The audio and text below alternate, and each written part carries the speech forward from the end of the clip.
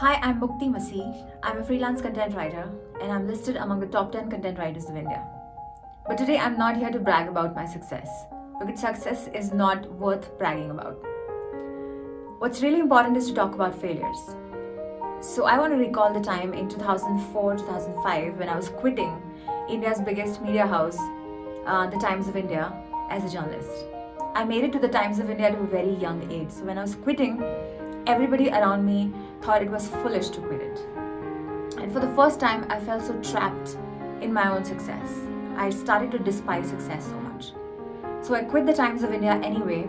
And back then in 2004-05, I didn't know anything about freelancer.com or upwork.com or any of these websites.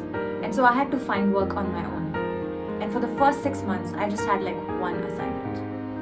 During this time of failure of good, I think 8 to 9 months, that I really realized a lot of my own skills.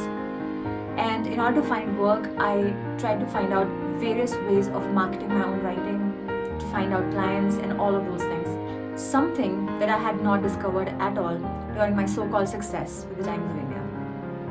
So here's what I did. In my desperation to find work, I would read newspaper ads and I will find out grammatical errors in those ads and then call up the people who gave that ad in the newspaper and tell them about the error. So a lot of time people ridiculed me for doing what I was doing.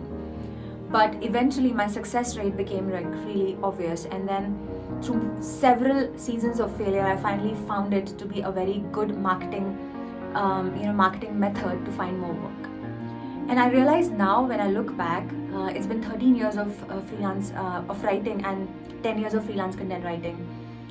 I realize that I've held on to that failure so much because as a freelance writer, you live on the edge.